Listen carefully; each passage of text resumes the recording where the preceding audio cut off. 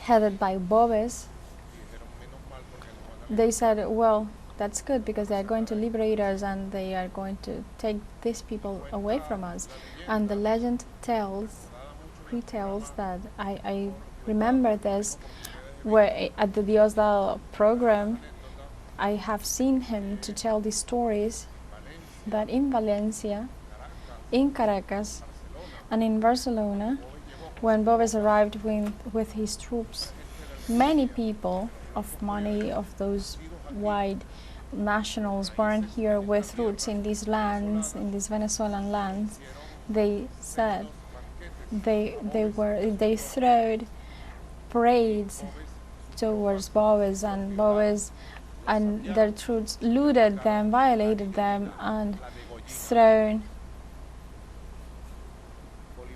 Bolivar could organize at his point through barbarism, in the face of barbarism, the replication, the deployment towards the east. But there were people who were born here with last names of Venezuela said, asked for that army to come. At the end, that army couldn't face the patriots who battled and faced at the moment, and those who captured, they captured them and they cut their throats up. It was the imperial army of restoration manipulating the feelings of a people that wanted freedom, that wanted equality from the slaves, that were tired of being humiliated by their people. That's the history, that's the duty that Bolivar had to face in the letter in the 215 years of the letter of Jamaica, 210 years of the letter of Jamaica. That was that letter that Bolivar, with his literary style and with a great and profound feeling and strategic clarity, explained the reasons, sociological, historical, social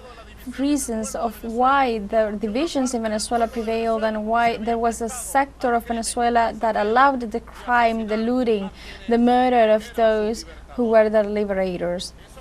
That prevailed in history, and it was one of the key vital elements. Professor Luis Brito, Carmen Borges, Professor Perez Pidela, were a key element of rectification, historical rectification that Bolivar imposed, because many of his colleagues of battle and his social class couldn't believe the flags of liberation of the slaves, the freedom, the flags of freedom and liberation to build up a republic. They wanted to change a social class, dominant class, for foreign class, for a social class, as happened afterwards, dominant of the country, to call it in some way, because national, we couldn't call it national. Those were things that come to our minds of what could be the interest, the real national interests that we must have. Venezuela is being subjected in an immoral way, violating all of the international law, Mr. Foreign Affairs Minister Ivan Hill, violating all of the norms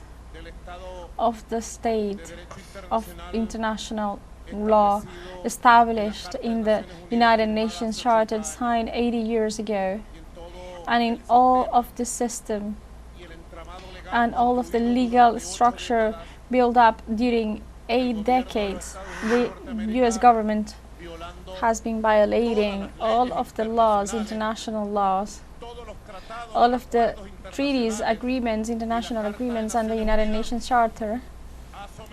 have been subjected our country to a multi-form war, and particularly in the last 5 weeks into a threat, absolute, repudiated, criminal and immoral